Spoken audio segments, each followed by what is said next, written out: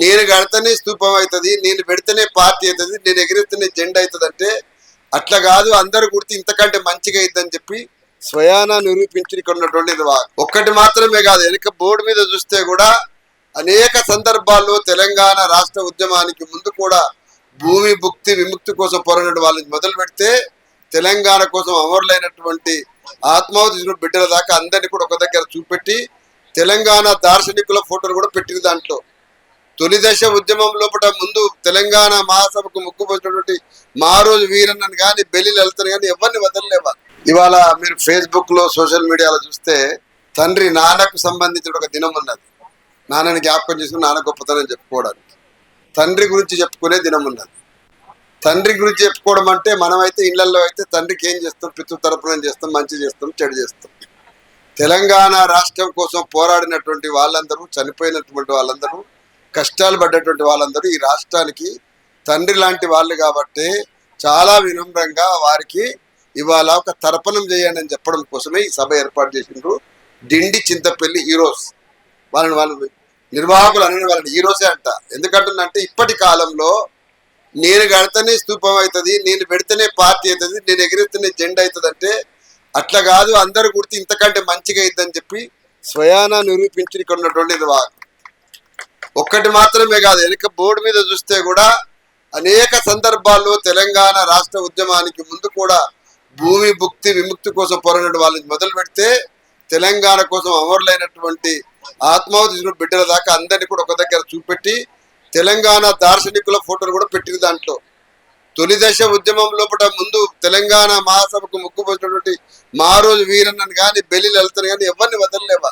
ఇవాళ అద్భుతమైన విషయం ఏంటంటే మీరు ఇవాళ మీ ఆవిష్కరణ ఇటుక పేర్చి మీ శ్రమతోటి మీ కంట్రిబ్యూటర్స్ తోటి ఏదైతే ఒక అద్భుతమైన స్థూపం ఆవిష్కరణ చేసిండ్రో ఈ ఆవిష్కరణ తెలంగాణ రాష్ట్రం వచ్చిన తర్వాత జరిగినటువంటి అనేకమైనటువంటి అద్భుతాలలో ఇదొకటి. ముఖ్యంగా ఒక ప్రభుత్వం వచ్చిన తర్వాత ఇప్పుడు మొదటి స్థూపం మీరు ఇక్కడ చూపెట్టి కట్టాలే తెలంగాణ రాష్ట్ర వ్యాప్తంగా అమరవీరుల స్థూపాలని ఒక కొత్త సందేశాన్ని ఇచ్చిండ్రు. నాకు తెలిసి ఇది ఒక పెద్ద సందేశం అని నేను భావిస్తా ఉన్నా. ఇక్కడి నుంచి కేవలం ఒక సందేశం మాత్రమే కాదు, నిర్వాహకులకు ఒక ఎజెండా ఉన్నది చాలా స్పష్టంగా. తెలంగాణ ఉద్యమకారులకు మీరు ఏం చేస్తారు రేవంత్ రెడ్డి, గత ప్రభుత్వం పోయింది కదా, ఆనాడున్న కేసీఆర్ అయినా ఈనాడున్నటువంటి రేవంత్ రెడ్డి గారైనా మేము రాష్ట్రం కోసం మీతో పాటు భుజం కలిపి పోరాడితే కష్టపడితే నష్టపోతే ఆత్మాహుతి చేసుకుంటే ఇంత నష్టమైన తర్వాత మాకు ఏం చేస్తారు, ఎప్పుడు చెప్తారు చెప్పండి. మీ కమిటీ ఏమైంది, ఏం చేస్తారు? 1969 ఉద్యమకారులు డ్రెస్లు వేసుకొని వచ్చారు ఇక్కడికి. 69 ఉద్యమకారులు ఏమడుతున్నారు, ఎన్ని రోజులు మొత్తం తెలియదు. 1969లో ఉద్యమం జరిగితే 369 మంది చచ్చిపోతే ఇప్పుడు ఎన్నేళ్ళు అయింది, 60 ఏళ్ళు దాటిపోయింది. 60 ఏళ్ళు దాటిన తర్వాత ఇంకేముంటది, ఇప్పుడు జీవితం ఎప్పుడు తెల్లారుతుందో తెలియదు. ఆ దశలో ఉన్నటువంటి వాళ్ళకి ఏమైనా చేయగలుగుతారా, వైద్య సహాయం చేయగలుగుతారా, కనీసమైన ఏదైనా ఆర్థిక సహాయం చేయగలుగుతారా అని అడుగుతున్నారు. అందుకోసమే వంశీకృష్ణ గారు మీ అదృష్టం చాలా గొప్ప విషయం ఏంటంటే చాలా ఓపిక చేసుకొని ఇక్కడ ఉన్నటువంటి పిల్లలందరినీ కలవాలి, వాళ్ళని ఎంకరేజ్ చేయాలని చెప్పి కళాకారులను ఇక్కడ ఉన్న ప్రతి ఒక్కరిని కూడా ఎంకరేజ్ చేసి ఇక్కడ ఉన్న సర్పంచ్ని, ఇక్కడ ఉన్నటువంటి వార్డు మెంబర్లని, అదేవిధంగా దాతలని ఇంతమందిని కూడా ఎంకరేజ్ చేసి వంశీకృష్ణ వచ్చి ఓపికగా విన్నాడు. అట్లాంటి ఎమ్మెల్యే ఇవాళ చాలా మందికి అవసరమైన పద్ధతిలో ఉన్నందుకు వారికి ధన్యవాదాలు తెలియజేస్తున్నా. మీ సర్పంచ్ ముందు నడిచి, యువకులు ముందు నడిచి, అన్నిటికీ ముఖ్యంగా దాతలు ఎంతమంది ఉన్నారో వాళ్ళందరూ అన్నిటికంటే నేను ఉంటా దగ్గరుండి ఇటుక ఎట్ల పేర్చి వాస్తు ప్రకారం కడుతున్నా బరాబర్ కడతా అని చెప్పి సాయిల్ చేసిన ఏర్పాటు కానీ, హైదరాబాద్ నుంచి వచ్చి మా పప్పుల రామరెడ్డి కానీ, మా ప్రసాద్ కానీ వీళ్ళందరూ వచ్చిండ్రు. ప్రతి మీటింగ్కు తమ యొక్క విజన్ చెప్పేటువంటి సీనియర్ ప్రొఫెసర్లు కూడా వచ్చిండ్రు. ఉద్యమకారులు ముఖ్యంగా ఆడబిడ్డలు వచ్చిండ్రు. అక్కడ ఉన్న వనిత ఉంది కదా, తెలంగాణ రాష్ట్రం కోసమే పాదయాత్ర చేసింది. ఇక్కడ నుండి కళాకారులు ఎక్కడ ప్రజలకు కష్టం వచ్చినా చేసినారు. ఇప్పటిదాకా పాటలు పాడిన వాళ్ళందరూ మామూలు కాదు. యురేనియం కోసం, యురేనియం పేరు మీద ఉరి నల్లమలకి వేస్తామంటే రోడ్డు ఎక్కినటువంటి వాళ్ళు ఉన్నారు. ఇప్పటిదాకా నా పక్కన నిలబడి సంజీవ్ ఉన్నాడు కదా, నేను 1980లో మెడికల్ కాలేజ్ ఉన్నప్పటి నుంచి ఇప్పటిదాకా నాకు పరిచయం. ఆనాడు వాళ్ళందరూ కూడా గద్దరి మిగతారని తీసుకొని వచ్చిన ఇంతకాలం తర్వాత స్టేజ్ మీద మళ్ళీ సంజీవుని చూసిన, సంజీవుని స్టేజ్ మీద చూసే పెద్ద అవకాశాన్ని కూడా మీ వాళ్ళే నాకు అవకాశం ఇచ్చారని చెప్పేసి భావిస్తా ఉన్నా.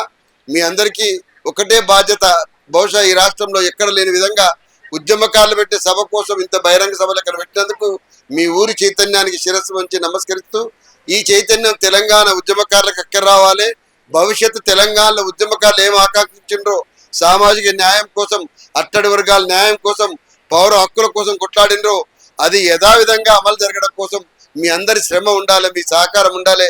ఇవాళ స్థూపం కోసం ఏ శ్రమ అయితే చేసిరో, ఏ కంట్రిబ్యూషన్ చేసిరో తెలంగాణ రాష్ట్ర నిర్మాణం లోపల భవిష్యత్తు లోపల మీ అందరి భాగస్వామి ఉండాలి. ఒకే ఒక అంశం చెప్పడానికి, ఎందుకంటే నేను జైల్లో ఉన్నప్పుడు జైల్లో ఎందుకుంటే నేనేం బాధపడలే. నేను మాత్రమే కాదు, చాలా మంది విద్యార్థి హీరోస్ అందరు కూడా ఎవరు బాధపడలేదు. ఎందుకంటే స్వరాష్ట్రం రావాలని. ఇంతమందికి ఒక కళాకారుడు చెప్పిండు కదా, చచ్చిపోయినా పర్వాలేదు కొట్లాడినా అని. చచ్చిపోయినా పర్వాలేదని కొట్లాడి ఒక సాహసం ఈ రాష్ట్రం కోసం చేసిన తర్వాత బాధ్యత పాలకులకు ఉన్నది ఏంటంటే అనుక్షణం ఒళ్ళు దగ్గర పెట్టుకొని పాలన చేయండి. ఎవరైతే ఈ రాష్ట్రం ఇచ్చిరో వాళ్ళ కోసం రుణపడి చేయగలిగేది చేయండి. ఈ రాష్ట్రంలో ఉన్నటువంటి అట్టడి వర్గాల ప్రజలకు ఏం చేస్తారో అది చేయండి.